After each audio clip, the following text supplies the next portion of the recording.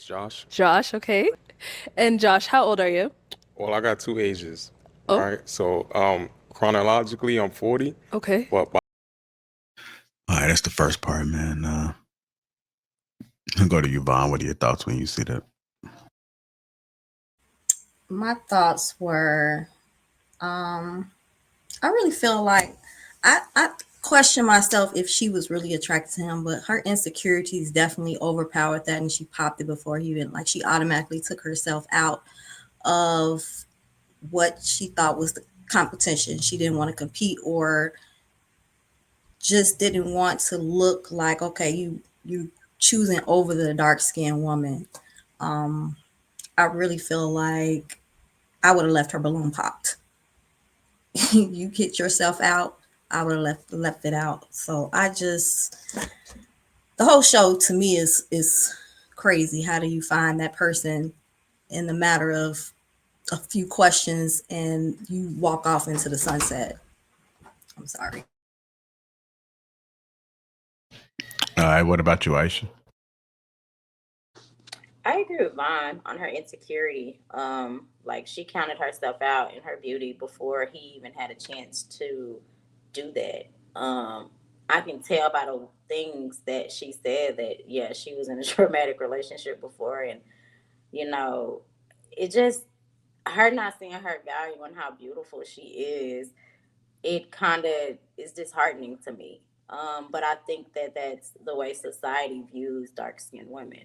So we can't sit on here and pretend like she would have been his choice, right?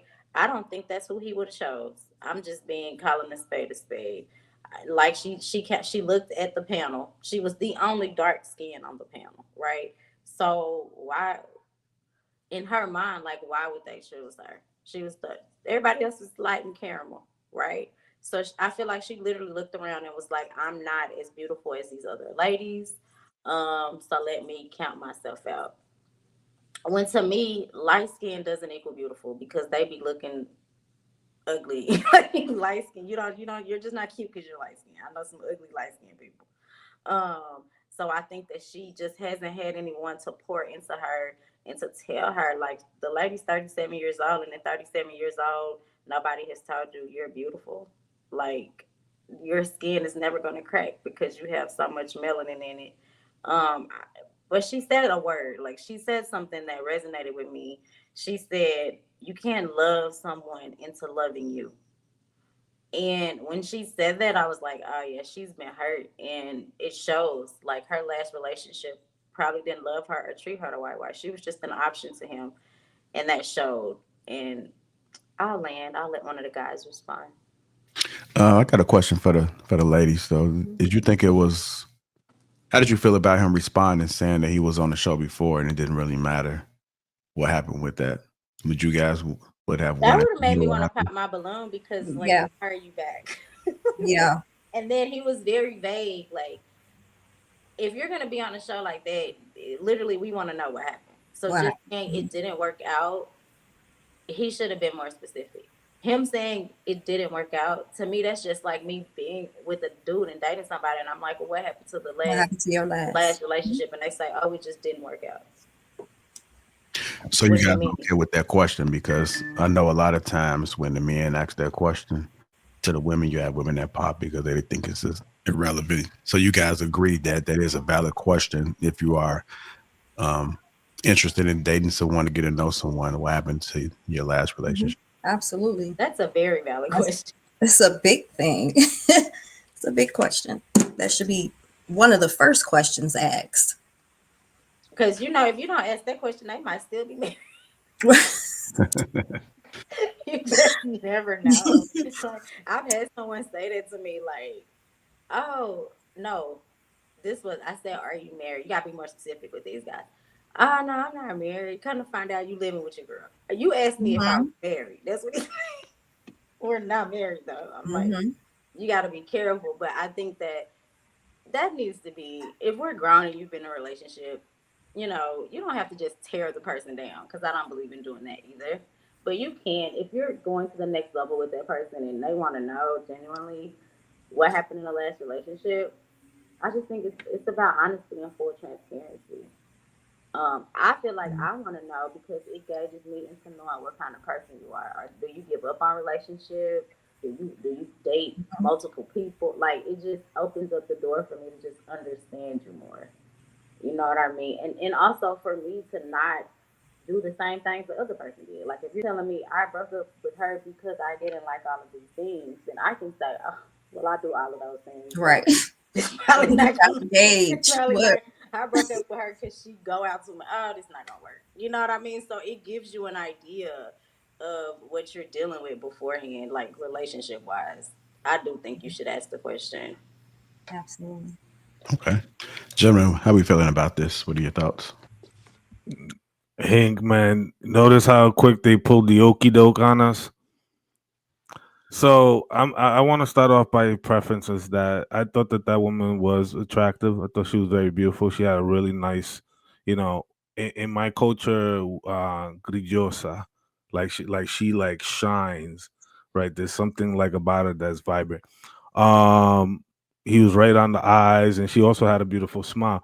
Unfortunately, I tend to see and hear very often women kind of exclude or cut themselves out before they've even given themselves an opportunity for fear of rejection or fear of someone not picking you. And that's okay. You know what I'm saying? If that's not your person, that's not your person. Why do you want to occupy a seat that doesn't belong to you? I'd rather sit down and allow that the next person be visible for the person that's rightfully for them. I don't understand why people want to be sitting in the middle of the line, blocking someone else's blessing or wanting to be picked just for validation or vanity. It's okay. And also, too, how you talk and how you present yourself, give yourself an opportunity to be like, look, I'm so and so. These are the things that I care about. These are my value systems. This is how I grew up, et cetera, et cetera. Give your chance of somebody to see and hear you and actually resonate with you because you'll be surprised how many people out there can see themselves within your story and they appreciate that, right? Just saying like, oh, I like shopping and I like traveling on the weekends and stuff like that doesn't really give a whole lot of depth. And you can honestly see people who highlight the things that they really care about and they wear it on their sleeves. The other thing I want to kind of highlight is when I made the comment about the okey doke. Yeah, he was on the show before. I didn't see that show, so I don't know how that went or who he picked. But if he was on the show before and he thought he narrowed down somebody and they got into the thick of things and talking about, you know, family creation, logistics, living, you live in Houston, I live in Atlanta. Is there a middle ground? Do you work remote? You have those deep conversations and you realize like, oh man, like we're a little bit stuck in our ways. We don't I don't want to fold, you don't want to falter, you don't want to relocate. Now it becomes like, okay, who's going to give up leverage, who's going to give in, right? And I think that that's something that people sometimes don't take into consideration when we're actually vetting and talking to people when we bring up these types of things, right? It's about life logistics, right? And the things that we want and how alignment. And saying that it just didn't work out is it just pretty much sums up that our value systems and the things that we wanted don't quite align. Although I might be attracted and there's things that we resonate with where we are at this moment in life, we just don't align. And that's okay. I mean, it doesn't mean that it doesn't have to be like, wow, he lied or she lied, and it's like this whole drama series. I don't think it has to be that complex. I think sometimes life be lifing and people just make decisions that are best for them at that moment of time, right? So I don't think that that's something that people need to dwell on. As far as just the overall show and people picking people, I really want women, especially a lot of dark skinned women, a lot of black women, right?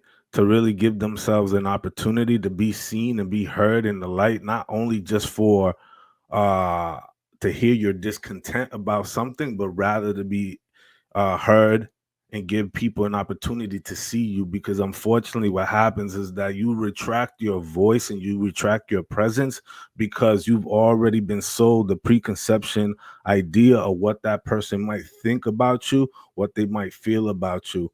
And Aisha, you said something that our society has, this is how society views Black women. I would counter that by disagreeing and say this is how society has conditioned certain people to think and believe that this is how they should perceive Black women. And in reality, that's not the truth. I mean, colorism is a real thing. And I think that people need to understand that there are things that are much more beautiful than just dark skin. Are you? All right, go ahead, Hank. So it's obvious this woman didn't want to compete, and it's not normal and normal because most women don't want to compete.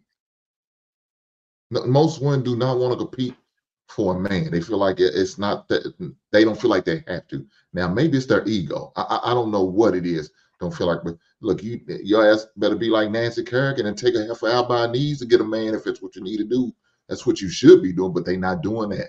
So she counted herself out just because she looked up and down at Roe, woman, especially if you got other characteristics that's very attractive.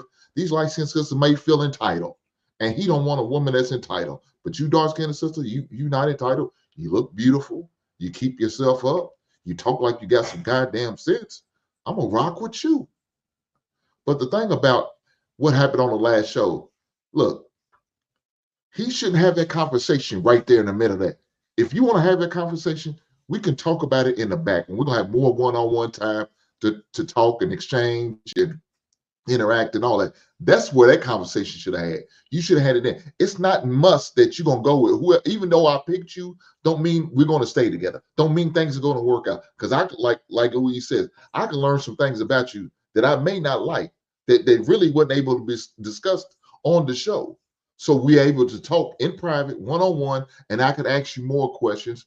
I can interrogate you more. I can find out and get some more background about you more that I may like or that I may not like. And so it just didn't happen the way I thought it was going to happen. Up front, we was cool. I thought we was a match. But once I got you back here and I started asking more questions, I didn't like what I was hearing. So I'm going to move on. That's just like people dating. Just because I'm dating you don't mean you're going to be my wife one day. You may not, but it just happens. I went out on a date. It didn't work. So be it. Move on to the next one. Just like this show, same way. I went out on a date. Didn't like what I was hearing. I moved home. She moved on. I moved on. That's that. I'll leave it there. Yeah. I didn't really like how she canceled herself out. She is beautiful. She's not an ugly woman, but I think the way society views women and color, I think they typically put lighter women on a pedestal, unfortunately. But there are some sexy Black sisters out there. I think a lot of people are insecure, both men and women.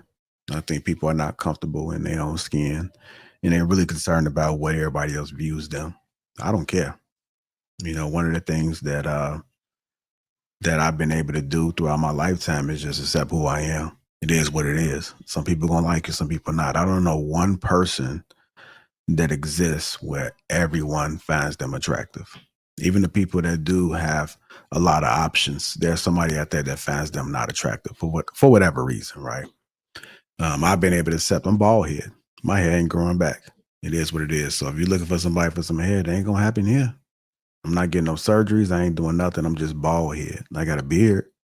I've been able to make up the difference some way, somehow.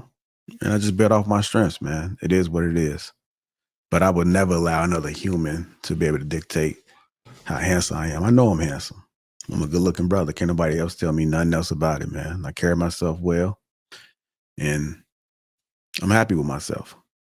We can't control the way that we are born and how we look. So I'd be damned if I allow another human to tell me that I'm this or that. I'm going to keep rocking the way I am, and I'm going to exist the way I exist.